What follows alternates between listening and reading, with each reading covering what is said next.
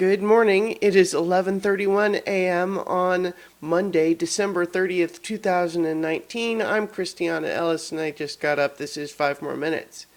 I'm actually feeling significantly better than yesterday. A little bit of a lingering headache as whatever the hell this virus or bacteria was is getting kicked out of my body. But yeah, I just definitely still felt like sleeping in this morning. Like I could have gotten up at several points, but I was just so cozy in my bed and didn't have to get up.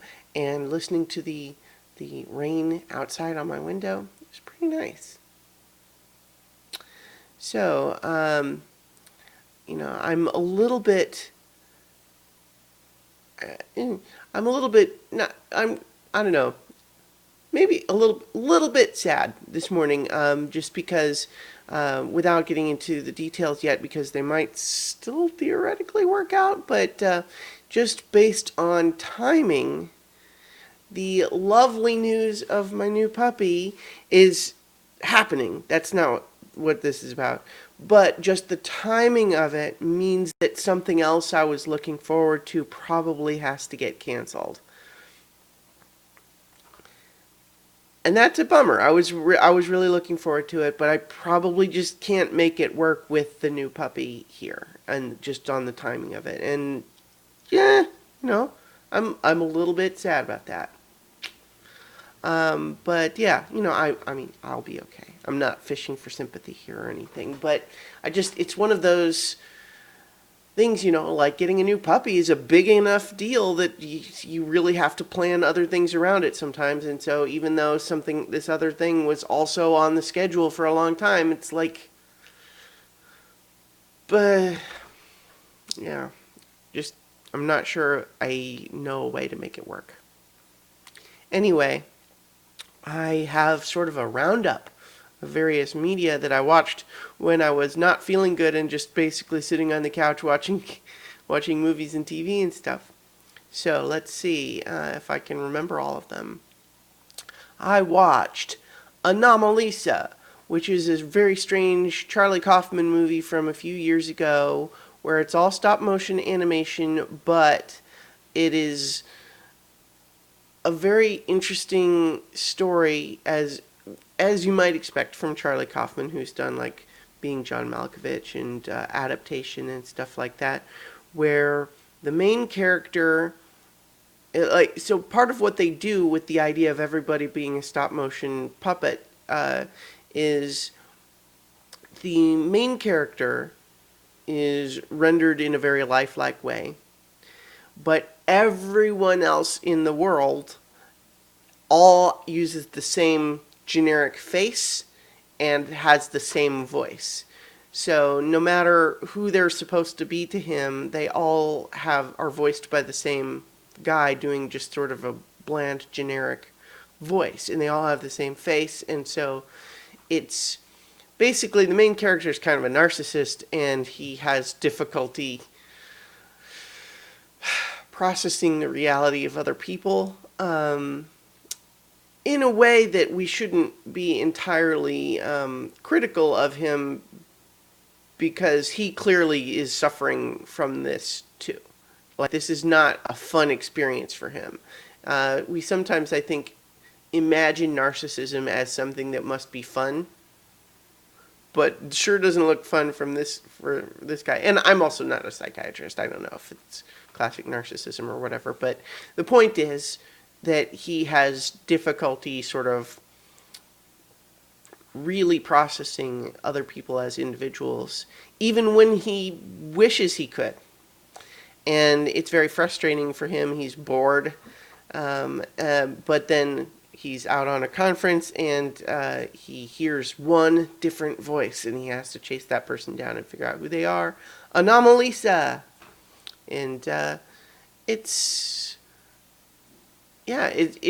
a very strange movie, but I was glad I watched it. It's interesting.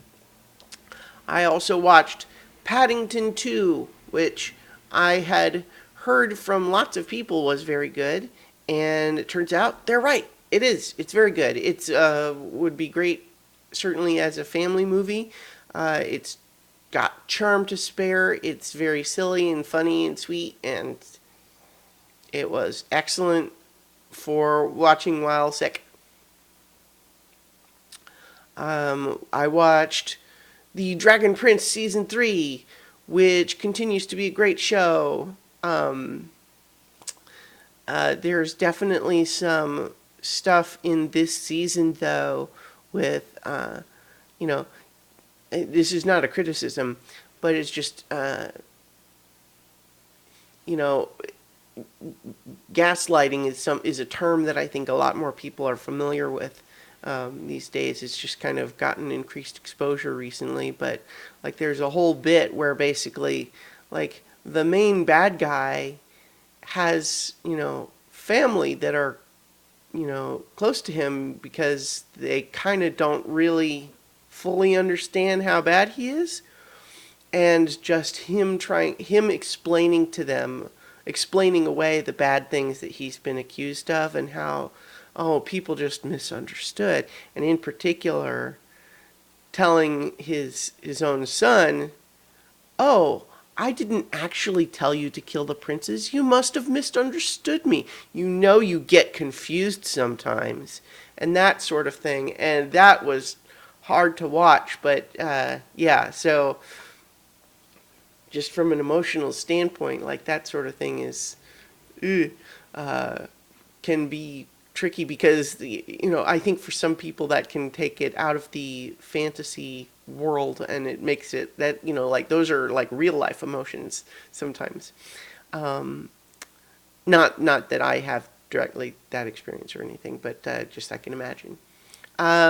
Shoot, there was another movie. What was it? Oh, You Were Never Really Here is a movie that I watched because I kept hearing it brought up in conversation with the Joker movie, because it actually shares many story elements in common, and of course the lead, Joaquin Phoenix, in it. In that movie, which has a female director, which I only note because they're not actually super common, but it's a thriller, but kind of a contemplative one, where the main character is someone whose job it is apparently to find like missing or kidnapped girls, outside the law enforcement methods, and sometimes to hurt the people who have taken them, and he and so like that's kind of his job, but his latest case turns out to be much bigger and scarier than anticipated, and he also takes care of his aging mother, who's got a little bit of dementia there, and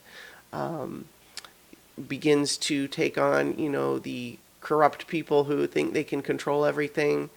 And so I think anyone who saw Joker can understand why there's some overlap there. And so Joaquin Phoenix is playing, like, visually a very different character. He's actually kind of, heavy. He's got a lot of extra, meat, extra padding on him, big, long beard. But yeah, I think one of the issues I had with the Joker movie, and again, like, you can probably look back and find the video where I talked about the Joker movie, didn't really do it for me. It has lots of admirable qualities, no question about it, but I couldn't help feeling like it really wanted to insist to me that it had something important to say, but what it had to say was actually a little bit kind of banal and incoherent and contrived. While the movie itself had many other, like, Joaquin Phoenix's performance is obviously incredible, cinematography is really good, it does lots of really interesting things, but ultimately I felt like it was a little bit hollow inside.